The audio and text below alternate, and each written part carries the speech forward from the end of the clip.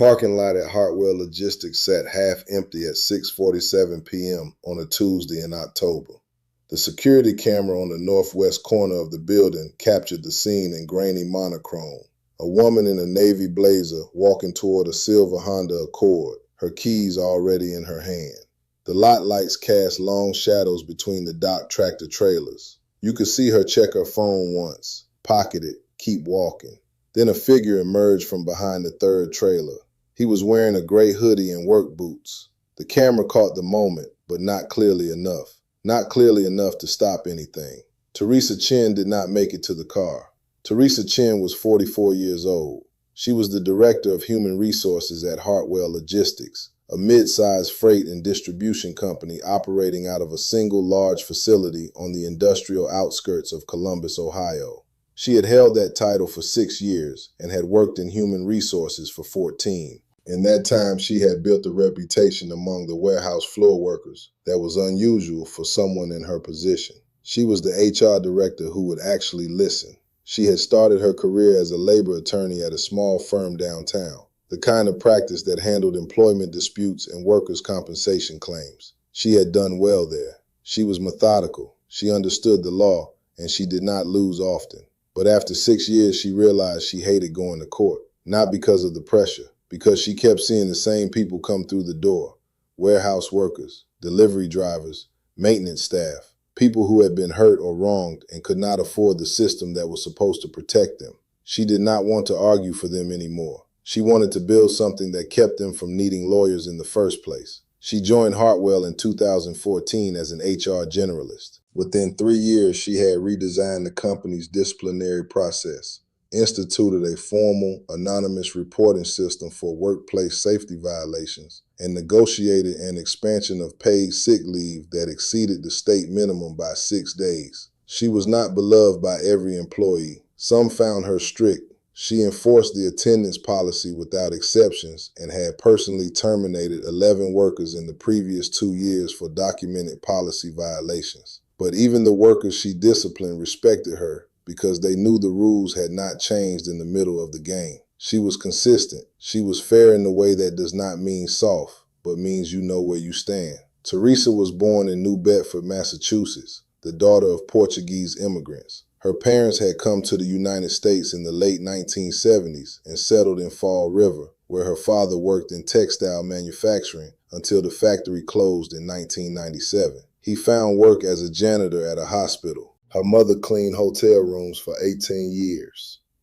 Teresa was the first person in her family to graduate from college. She did not talk about this often at work, but the workers who knew would sometimes stop by her office just to talk. She never turned them away. She was married to Mark Chen, a high school history teacher. They had met in Columbus when Teresa was 29 and Mark was 31 at a mutual friend's birthday party.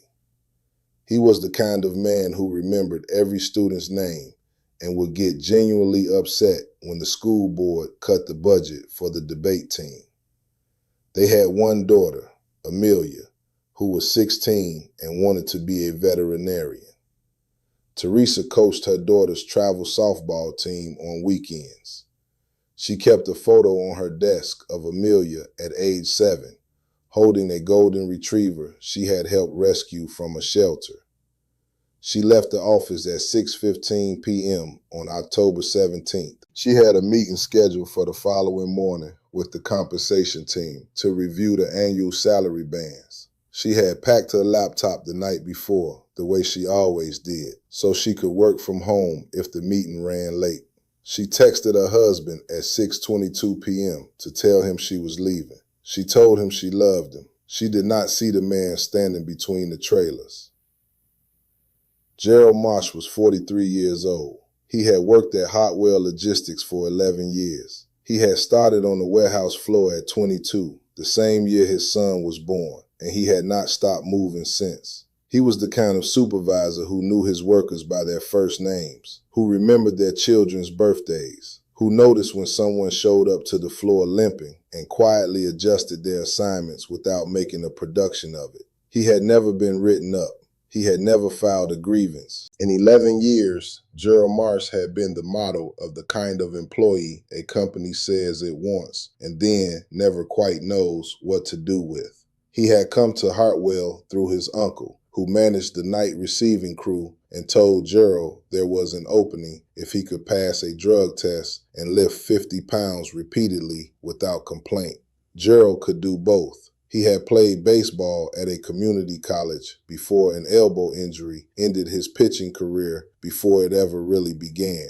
He finished his associate degree in criminal justice 2 years late after his son was born and the bills started arriving faster than the paychecks. He never went back for the bachelor's degree. He told himself it was because the timing never worked out. He told himself other things too. By the time he was 32, Gerald had been promoted to floor supervisor.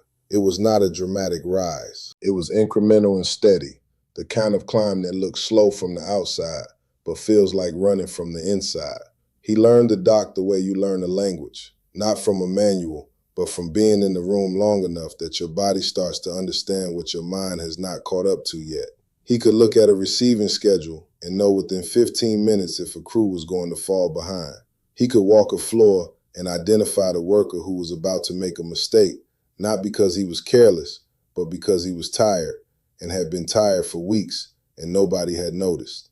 The workers respected him, not because he demanded it, but because he had earned it in the only currency that matters on a warehouse floor. He had stood in their shoes, and he remembered what it felt like. When the new forklift operator started and did not know how to read the pallet weight labels, Gerald spent 4 hours with him after his shift, walking him through the system, buying him coffee from the machine in the break room. He never mentioned it to anyone. He was passed over for the regional manager position twice before the third opening. The first time he was told he lacked the educational credentials for consideration at the regional level. He went back to school, part-time, online, a bachelor's in business administration through a program designed for working adults. It took him 4 years. He did not complain about it. He finished. The second time he was told the timing was not right, that the company was restructuring, that he should apply again when the new hierarchy was in place. He waited. He applied again when the third regional manager position opened in the spring of his 42nd year. He had the degree now. He had the seniority. He had the support of 2 floor managers who wrote letters of recommendation that Human Resources later described as glowing. He did not get the job. The decision came on a Thursday afternoon in April. Gerald was called into Sharon Mercer's office at 3:15 p.m. Sharon was the VP of Operations and sat on the hiring panel for the regional manager position. She had worked at Hartwell for 19 years. She was direct, which people sometimes mistook for being cold. She was not cold. She was just not in the business of softening things that could not be softened. The position had gone to Brian Caldwell, 31 years old, an MBA from Northwestern, 4 years of logistics management experience at a competing firm. Gerald had never heard of Brian Caldwell. He learned in the following days that Brian had applied from outside the company, that he had not started on the warehouse floor, that he had never driven a forklift or pulled a shift on the receiving dock, or stood in a freezer aisle for 6 hours doing an inventory audit.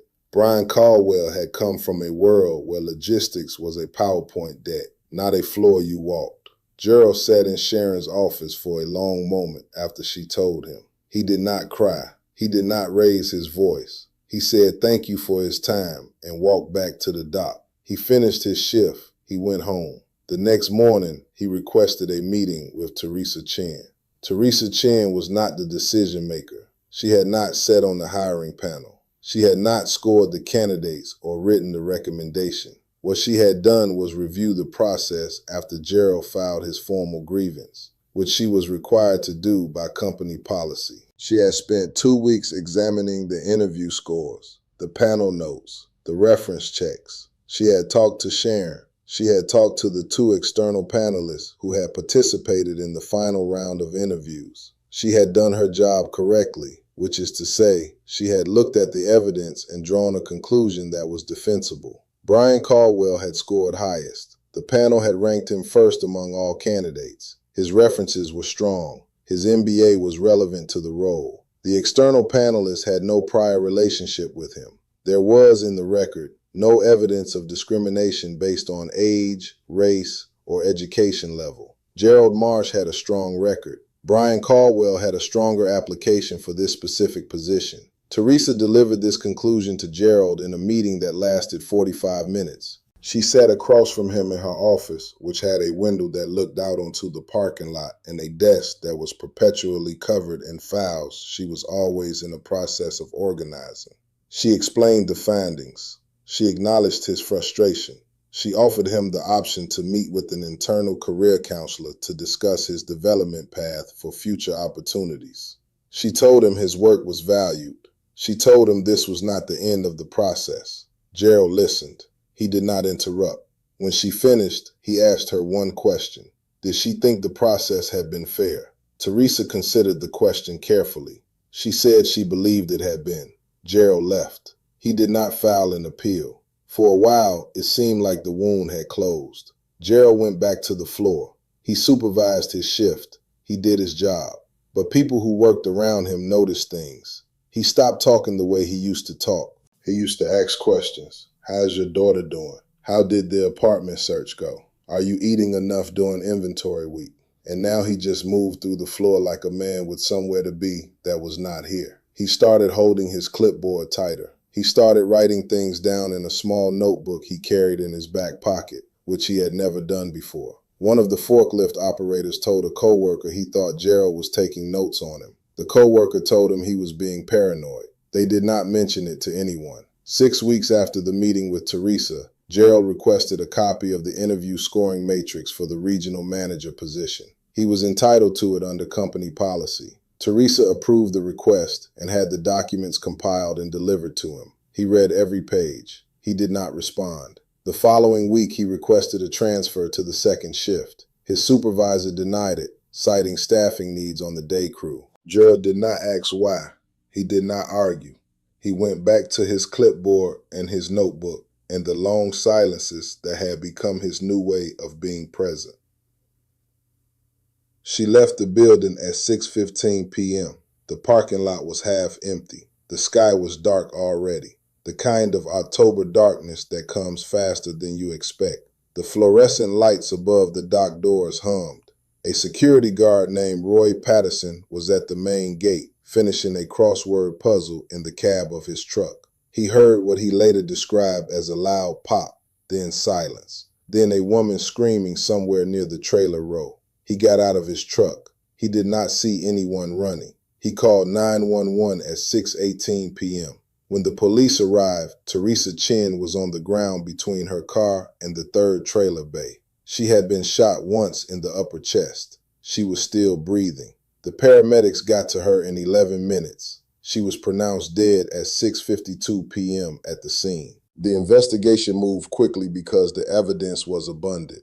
The security camera on the northwest corner had captured the shooting from approximately 70 yards away. The footage was grainy, shot in black and white on a system that had not been upgraded since 2019, but it showed a figure in a gray hoodie walking toward the victim, the muzzle flash, and the figure walking back toward the east side of the building.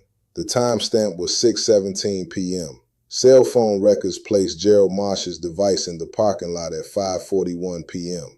The phone remained in the parking lot until 6:31 p.m. when it began moving and was tracked to an address on the east side of Columbus. Police obtained a warrant within hours. When they arrived at the address, they found Gerald Marsh sitting on the front porch of his rental house. He was wearing the same gray hoodie. He was holding a chrome Smith & Wesson Model 10 revolver, a weapon he had purchased legally 4 years earlier at a gun show in Delaware, Ohio. He had a valid concealed carry permit.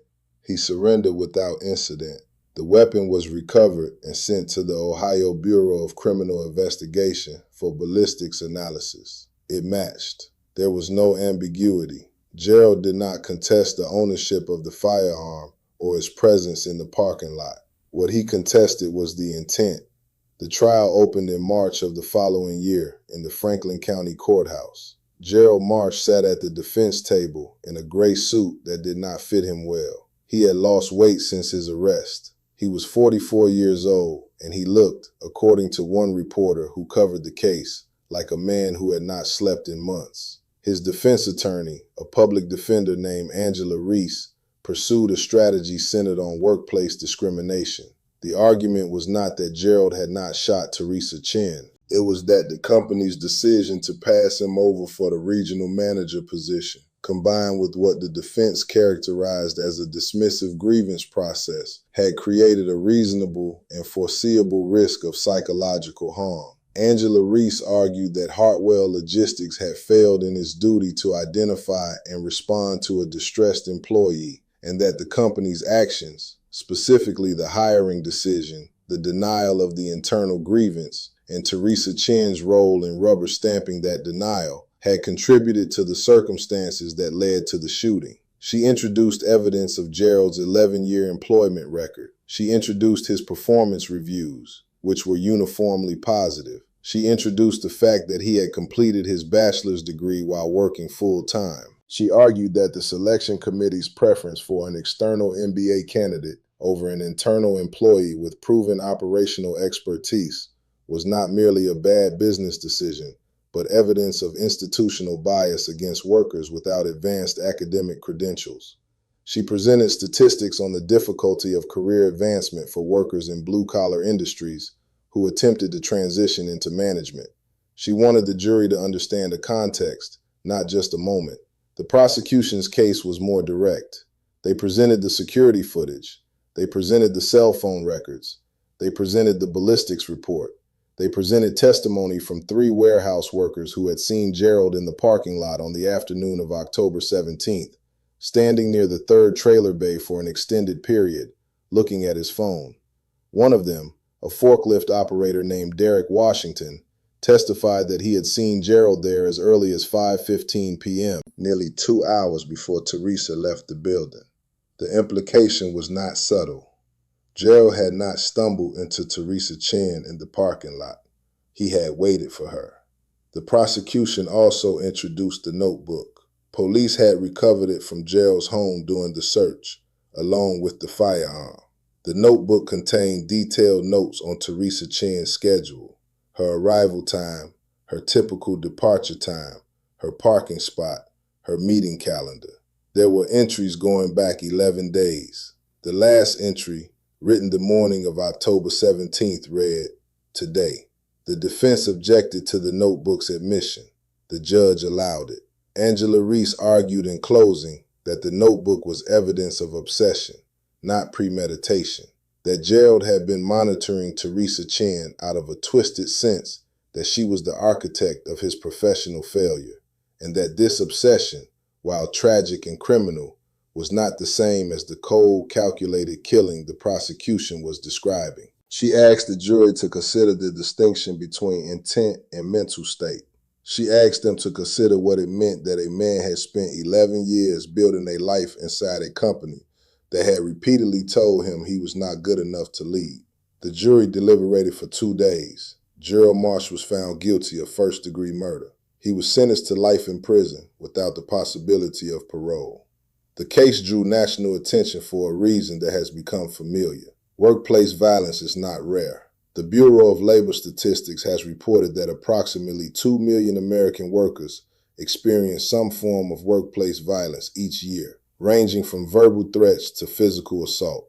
Homicide is the 4th leading cause of fatal occupational injury in the United States, accounting for roughly 400 to 500 workplace deaths annually. The majority of those deaths occur in retail, healthcare, and transportation settings. But logistics and warehousing have seen a sharp increase over the past decade, driven by the expansion of e-commerce and the corresponding pressure on distribution centers to operate faster, cheaper, and with thinner staffing margins. Promotion-related violence is a specific and documented subset. Researchers who study workplace aggression have found that the denial of an expected advancement is one of the most common precipitating factors in acts of targeted violence by current employees. The psychological mechanism is not difficult to understand.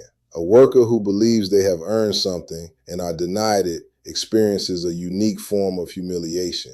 Not the humiliation of being told you are unqualified before you try, but the humiliation of being told you tried and it was not enough. That humiliation in certain individuals does not produce anger that directs outward. It produces something more catastrophic. Parking lot attacks account for a disproportionate share of workplace homicides. The reasons are practical and therefore chilling. They are often after hours. They involve limited witnesses, and they target victims at a moment of reduced vigilance. The parking lot is not a place where people expect to be in danger. It is the place where you check your phone and reach for your keys and think about what is for dinner. Several companies have implemented enhanced security measures in response. Improved lighting, camera systems, escort programs for employees leaving late. Most of these measures were already in place at Hartwell Logistics on October 17th. They were not enough. Teresa Chen was remembered in a service held at St. Mary's Catholic Church in Columbus. 3 days after the shooting, the church held 400 people. More stood outside. Her husband, Mark, spoke. He talked about the trip to Portugal they had been planning for their 30th anniversary. The one Teresa had never taken because she always said there would be time, and she always had something at work that needed her attention first. He talked about the fact that she had called him every single day at the same time, without exception, for 17 years of marriage. He said she was the most organized person he had ever met, and also the most generous, and that those two things did not contradict each other the way people sometimes thought they did. Amelia, 16, did not speak at the service. She had written something, her father said, but she was not ready yet. She had asked him to read it when she was. He said he would wait. Her colleagues from the HR department described a woman who kept detailed files because she believed people deserved a record of their employment, their complaints, their achievements, their disputes. She believed that documentation was a form of respect. She believed that what was written down could not be erased or forgotten or misremembered. She built systems that protected people from arbitrary decisions. She spent 14 years doing this. The system she built did not protect her. A week after the funeral, Mark Chen went to the Hartwell parking lot and stood where she had died. He did not go inside the building. He stood outside, in the space between the trailers and the cars, and he stood there for a long time. The security guard, Roy Patterson, watched him from the gate. He did not approach him. He just watched, the way you watch someone doing something you understand completely. Teresa Chen was 44 years old.